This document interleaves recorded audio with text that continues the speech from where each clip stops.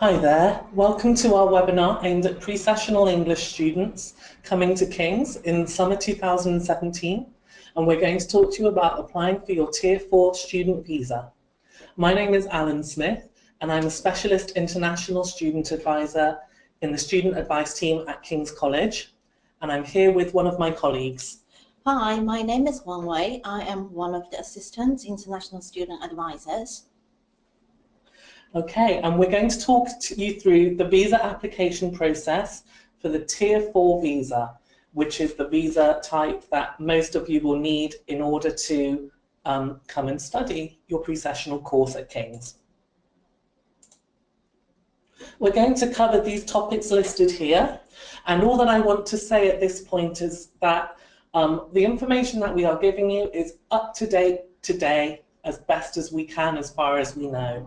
However, the UK Visas and Immigration, or sometimes we call them the Home Office, they do like to change the rules from time to time. So everything we are telling you is up to date, and we hope that it won't change. But if you have any questions, please don't hesitate to let us know, and we will update you as soon as we know of any changes on our website. Just a little bit about who we are.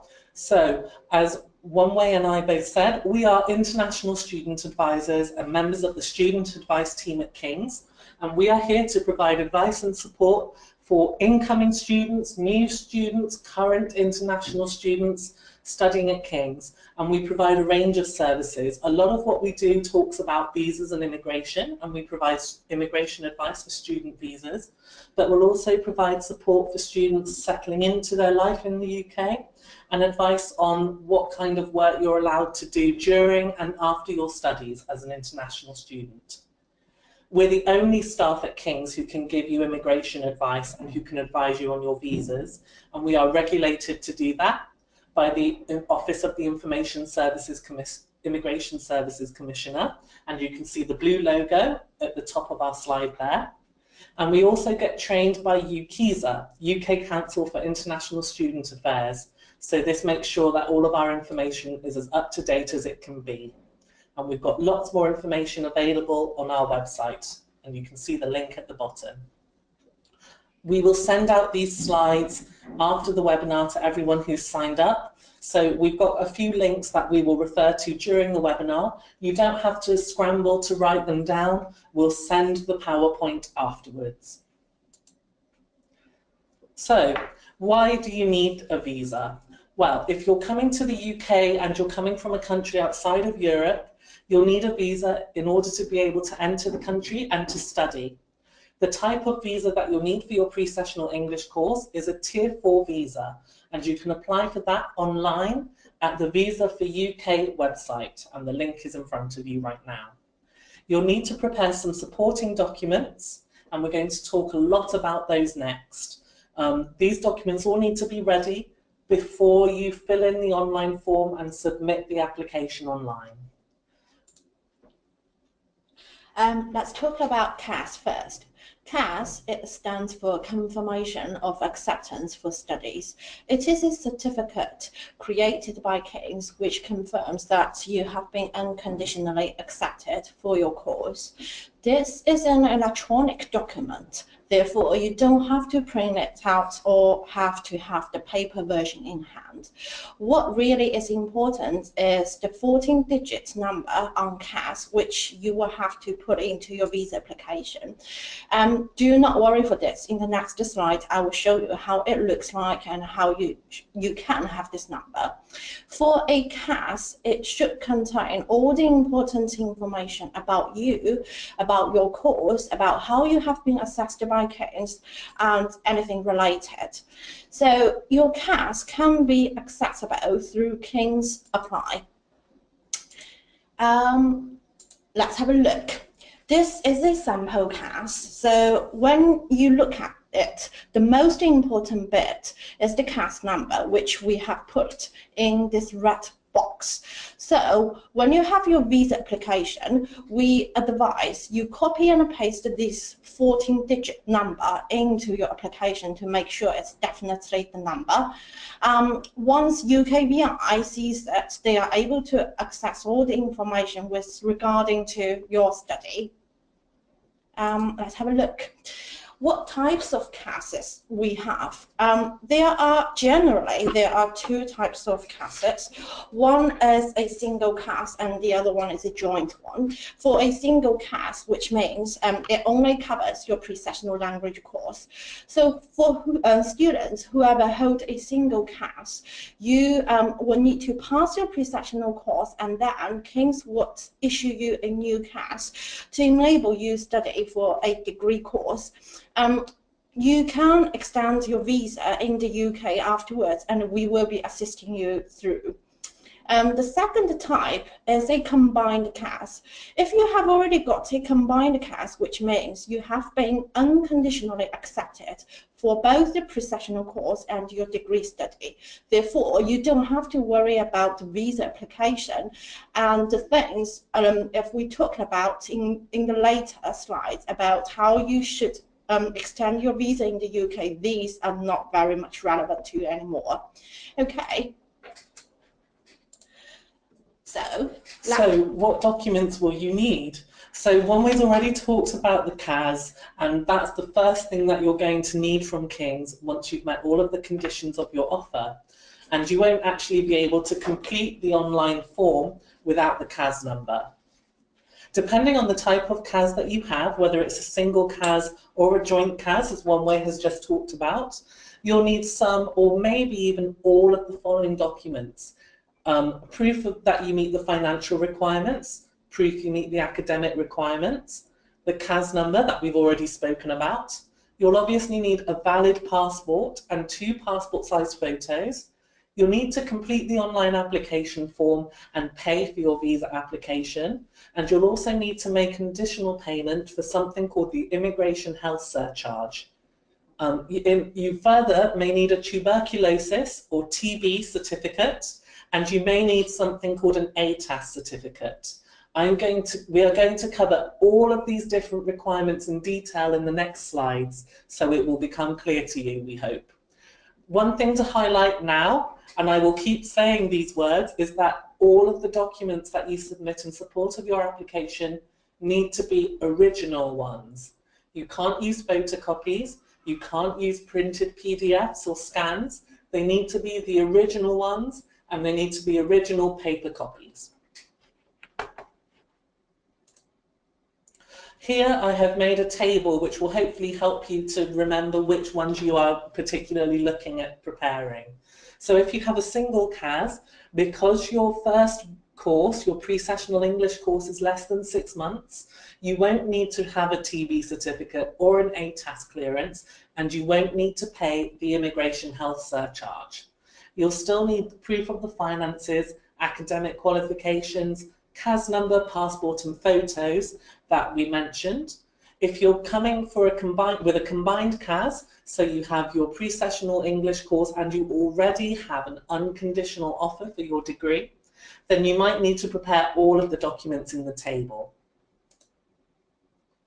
all right, let's have a look at the TB test first. UKVI, they request certain countries or people from certain nationals, if they come over, they need to have the TB test done.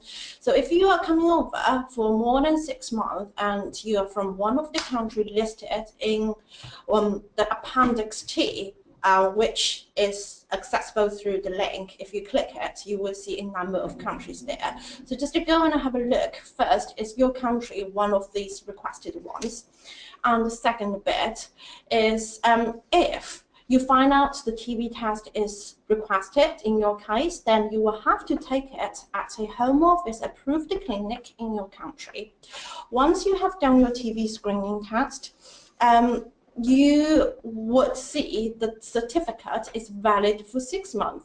So you need to make sure you submit your visa application within 6 months' time. Also, another point I will highlight is all these clinics, I mean these approved ones in your home country should be listed on that link as well. So if you go and have a search on UKVI's website, you should be able to find all of these. Should you have any questions, just do not hesitate to contact us. The next thing that I'm going to talk about is ATAS, which stands for the Academic Technology Approval Scheme. This certificate is only required for certain subjects related to science and engineering. And this is because certain subjects and certain courses may give you very specific, in-depth knowledge for creating weaponry. So the government likes to do this additional check as part of your clearance before you apply for your visa. Your offer conditions, your offer letter on King's Apply and your CAS will all tell you if ATAS is required for your course, and they will tell you the codes that you need and what to do. The important thing to tell you is if you need to apply for the ATAS clearance, apply early as you can. ATAS clearance is normally issued within 20 working days, so that's 4 weeks, but in the summer it can take up to 2 months. So if you need ATAS for your degree level course, even if you've only got a single CAS for your pre-sessional right now, apply for ATAS before you come to the UK. If you're going to start at the end of September for your main degree, which I think all of you will be, you can probably start applying for ATAS now if you need it. You can apply online at the link, the first link, and we've got guidance for the completing the application form from the Home Office in the second link. So hopefully their guidance is quite thorough and it will help you to fill in the form. But what I would say is there aren't many courses that require ATAS, but if you are doing a science and engineering course, check your offer letter. If you need ATAS, it's probably worth starting the application now.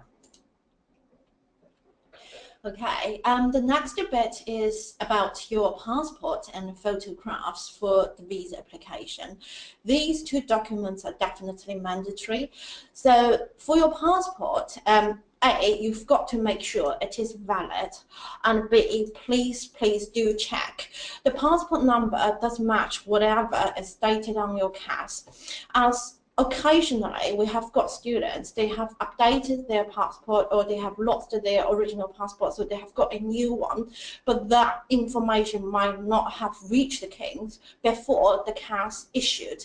Therefore, when you have your CAS, do check these two things are matching each other, and if not, please inform Kings as soon as possible to avoid any sort of like visa refusals for this sort of reason. And the second bit is for your photos. We do request very specific photos. First, they have to be two identical photos with their passport sized, and they have to be color. They have to be taken within 1 month old. Only one thing I would highlight here is please make sure the background is light grey rather than a completely white thing. This is what Home Office specifically asks for. The size of the photo is generally 35mm times 45mm, and if you just look at the image guide next to it, it's quite clear, I believe. Okay, so when you were applying to King's and you were asked to show how you would be good for the course that you want to do, you'd need to have shown the admissions team some of your qualifications. And you will need to provide the original certificates or final transcripts for these qualifications when you apply for your visa. You should check your CAS, and these qualifications should be listed there. If you have any questions about your CAS or the qualifications listed there, you can contact us, and it may be worth contacting admissions through King's Apply as well. Once again, all of the qualifications that you show for your visa application need to be the original certificates, no provisional certificates, no photocopies.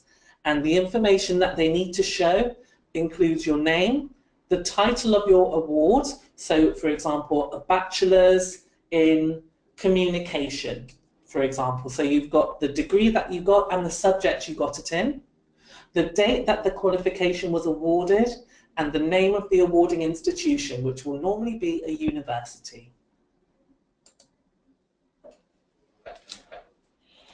Home Office, they have defined some countries as the low-risk nationals. Well, I have put the list of these countries next in this slide, so you can have a look. If you are from one of the nationals here, which means you should be qualified to the differentiation arrangement under Tier 4 visa applications. So if you are from one of these countries, then when you submit your visa application, you do not have to submit all of your qualifications or supporting documents at the same time. But we always advise that all students should have all these documents ready in case Home Office at some later stage they can still request, and if they request, they would give you 10 working days to prepare everything and send them through. Another thing I would also I would like to make you aware is you have to apply from wherever you hold your nationality, if that is your low-risk national. For example, if you are holding an Australian passport, then you will need to apply for Tier 4 from Australia in order to be qualified as differentiation arrangement. If you do it from anywhere else, say from America or from Hong Kong, then this would no longer apply for you.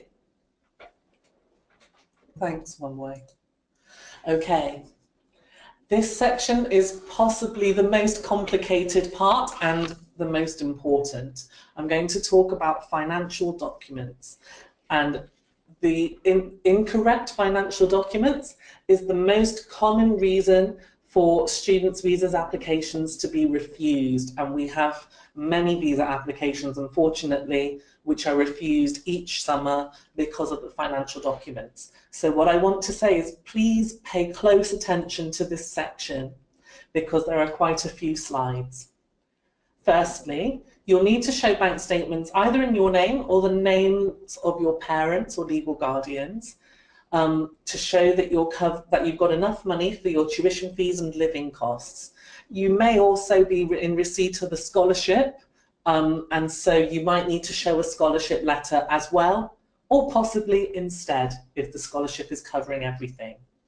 The first point that I need to make very clear is that other relatives, grandparents, aunts, uncles, brothers, sisters, anyone else you can think of cannot give you bank statements for your visa application. Only your parents or legal guardians. If you use a bank statement from another relative, your visa application will be refused, and we do see it every year. So I already highlight a little bit about what the bank statement needs to show, because it needs to show your name or your parents' name. It needs to have on it the account number, the logo of the bank, and the name of the bank too. It needs to have the date that the statement was printed and how much money is in there. Usually the bank statements show all this information, but it's good to just tick off that list when you have your statement with you. If you're going to use electronic bank statements that either you print out at home or the bank prints out for you, then you need the bank to stamp every single page. Occasionally, the bank may be able to produce a letter saying that the statement is genuine, but usually the bank will stamp the statement, and the important thing is that they stamp every page that has writing or transactions written on it. If it is a two-sided page, the bank actually needs to stamp both sides. How much do you need? Okay, so what UKVI want to see is that you have enough money for the tuition fees for the first year of your course, minus any deposit that you have already paid, and enough money for your living costs in London. Well, how much is that going to be? The UKVI have already decided how much it costs to live in London for a month, and they have decided that number in front of you, 1265, £1,265 per month for living costs in London. Depending on the length of your course, if you're doing just the pre-sessional course to start with, or if you have one of the joint CASs that covers your pre-sessional and your degree, you'll need to multiply or times that 1265 by the number of months that your course is. So up to a maximum of 9 months. I've got a table I'm going to show you. However, because the currency fluctuates quite a lot, especially these days with a lot of world events, we'd recommend that you prepare more money in your bank account if you possibly can. Nothing bad will happen if you have more money in your bank account, but there may be issues if you have a little bit less, even only for a short time. So I said that there would be a table. So alongside the left, there is the length of the pre-sessional course. And if you've got a single CAS, it shows you how many months of money you would need and what the total figure is likely to be.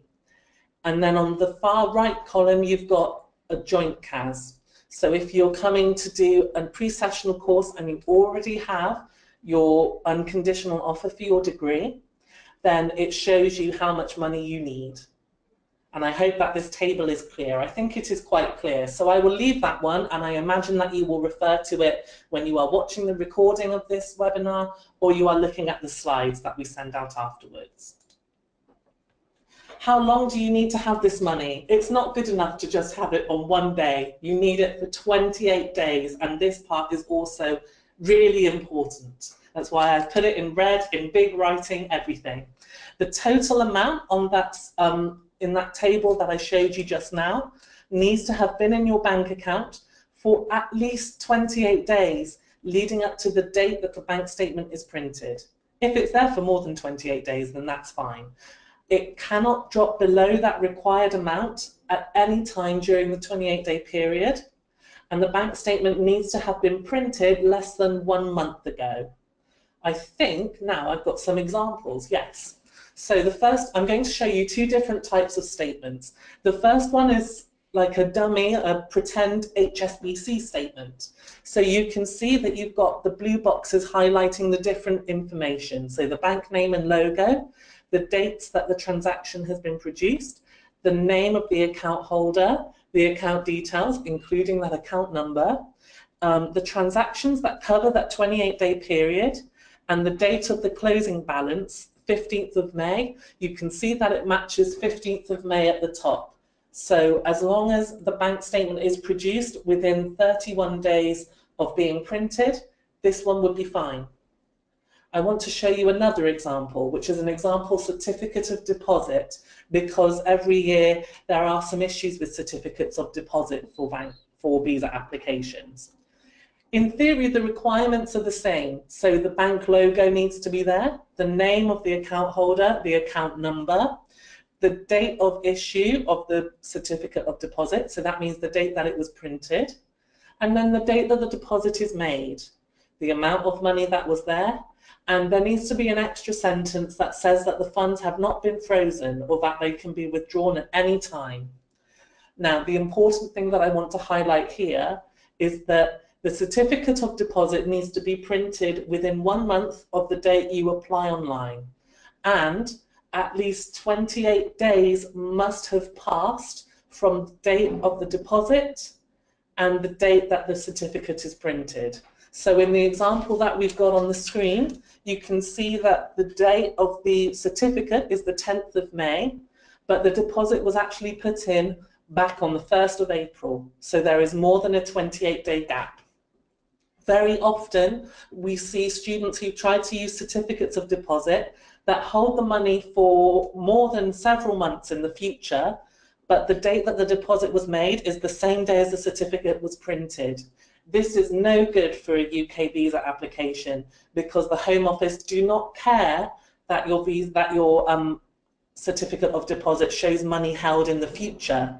They want to see that you've already had the money in there for 28 days. I hope that that one is clear. Please do contact us if you have any questions. It's very likely you'll be using an overseas bank account. What if your bank account isn't in pounds?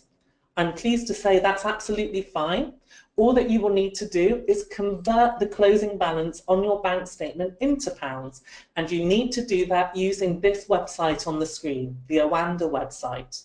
You can use the currency converter tool, convert it from your bank account's currency into pounds, and you need to use the exchange rate on the date that you pay for your visa application online. So once you pay for your visa application online, print out that currency conversion and then add it together with your bank statement and your supporting documents. Thanks, Alan.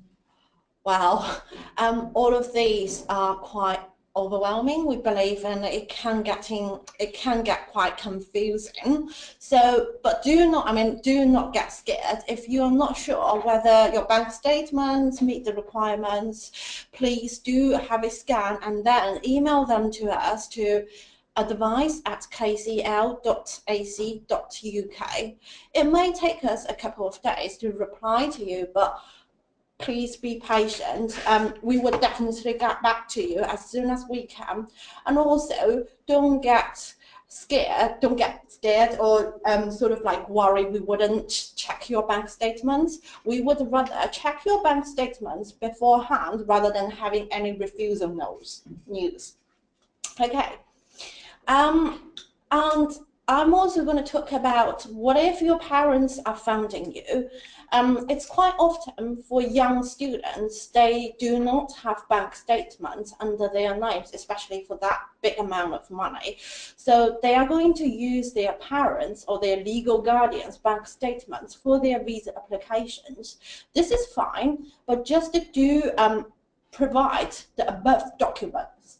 The first thing is we need to have an original birth certificate or certificate of adoption or court document showing that the names of your parents or your legal guardians, the spelling of the names should match the bank statements.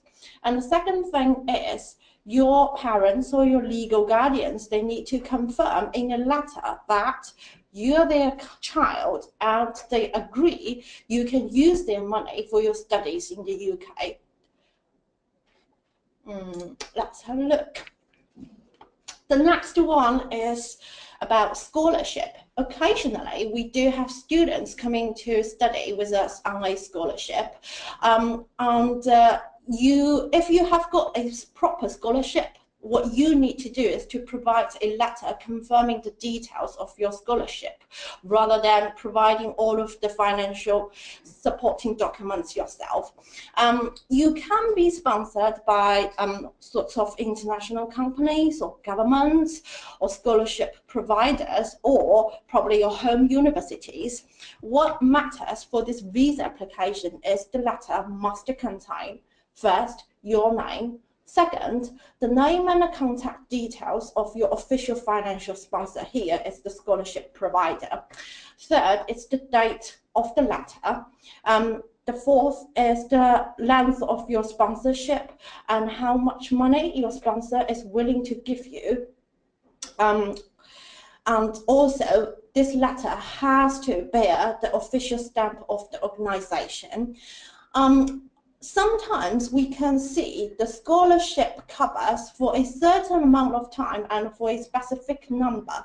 If there is a gap between this number and what is required by UKVI for the visa application, then you will need to provide the gap yourself.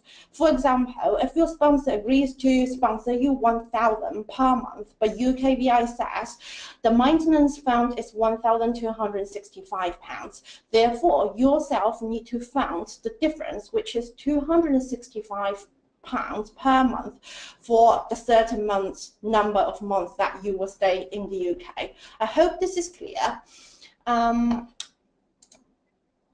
Next thing is about translations. Any original documents, UKVI say any original documents, if that is not written in English, needs to be translated. And they have very specific requirements for the translations. First of all, you need to have the date of the translation. Second, you need to have the translator's full name and the signature. 3, you have to have the translator's qualifications, which basically is to show which qualification they hold and are enabled to translate English professionally. And the fourth bit is the translator or the translation company's contact details.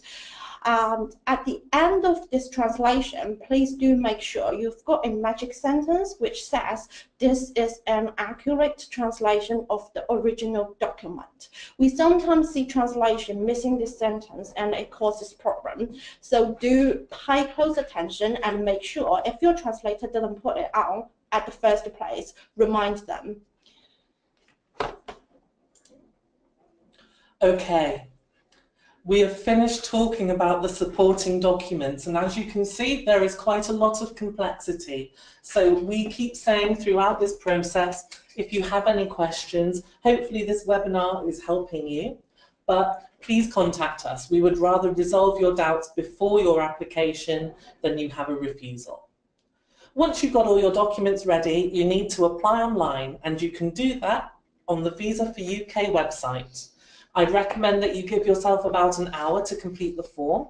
You'll need your CAS to help you complete the form, not just because you need the CAS number, but you'll also need certain addresses and details of your course that you're coming to study at King's, as listed on your CAS. We've got an online guide to completing the form that goes through it step by step, so you can access that one at the link below. You'll also sadly have to pay some money for your visa application. So once you've completed the form online, you'll need a credit or debit card to pay the fee. The cost of a visa application online is the equivalent of £335, so it will translate it online on the online form into whatever your home currency is. If you hold a joint CAS, you'll also need to pay something called the Immigration Health Surcharge that you may remember I mentioned a long time ago at the beginning. The reason for this surcharge is because you need to pay in order to access healthcare in the UK. The health surcharge costs £75 per 6 months length of your visa. So if you're going to get a visa for, let's say, 18 months, you will need to pay 3 times 75, which is £225. And when you are paying for the visa application form, you will make these payments, one for the health surcharge, the other for the application fee, as 2 separate payments online, usually one after the other. There are a small amount of countries where you will actually go in person to pay the visa application fee at the application centre, but for the vast majority of you, the payments will all be online. If you've got a single CAS, if you remember my table with the ticks and crosses, you won't need to pay the immigration health surcharge this time because your visa is only going to be a couple of months long or so.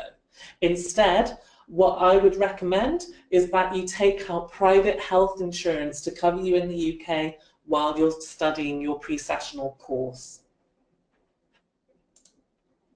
So what happens once you've got your documents and you've made your application online? You will book an appointment at the nearest visa application centre, and you can usually do that online as well.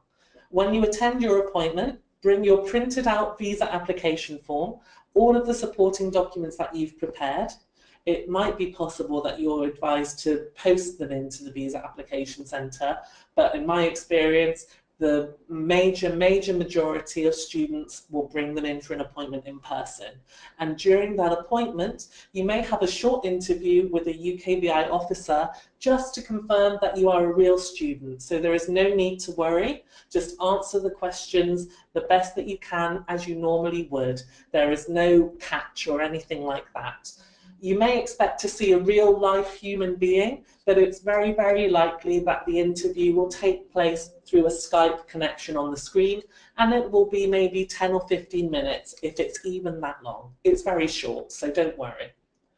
Then you will wait, and after some days, you will be told that your visa application decision is ready. So you will go to the application centre to collect the documents and the decision letter, and hopefully everything goes fine.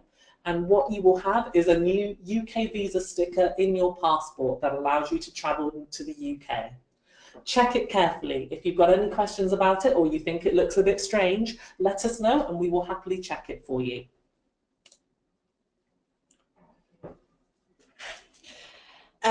After all of these things, well, great, finally you arrive in the UK. So we would advise when you travel, carry a copy of your CAS and your recent bank statements with you personally, just in case if when you come across the border control, some officers, they can actually request and ask some specific questions and ask why you come here. So you are well prepared to answer all these questions. Second, we generally don't recommend students coming into the UK via Ireland, though we understand that's probably a small amount of students who would choose to do so. Reason being is there is no border control between these two countries. So your Tier 4 visa sticker may not be stamped in that case, which can occasionally cause problems. And the third thing is, for these who have got a combined CAS only, which means your course length is more than 6 months, for these students, you should be able to collect your BRP, which is biometric residence permit card. The card does look like so, which is just here in front of you. So if you have a combined CAS, when you fill out your visa application form, there is a section dedicated to this card collection. You can choose to collect the card at King's by entering our alternative location code, which is 2HE432. So here is a screenshot of the online visa application form. When it comes to this alternative location, just to put this 6 digits in, then the system would automatically understand you would like to collect your BRP from King's College London campus. Okay, let's have a look at the next one. So for these who are still under 18 at this moment, unfortunately you are still considered child by UKVI. Therefore, some extra bit of care needs to be taken on you. So if you are one of them, your visa application must include a letter from your parents or your legal guardians confirming the relationship between them and you, and they give you the consent to the visa application, they give you the consent to live independently, and also they give you the consent to travel independently to the UK. This letter must confirm if your parents or your legal guardians have custody, single custody or sole responsibility or anything like that, and they must be signed by each side. So if you've got your parents, father and mother, please both need to sign. If you have got a combined CAS, for someone who is under 18 and you have got a combined CAS, in this case, please do make sure you put the BRP collection site as the alternative location code in. So that is the only way to make sure your BRP card comes to King's College London. Otherwise, you would have to have an adult to go to a post office to collect the BRP card with you, which can potentially cause some complication. Okay. So we've got a table here just about some things that you might need to take care of when you're arriving in the UK.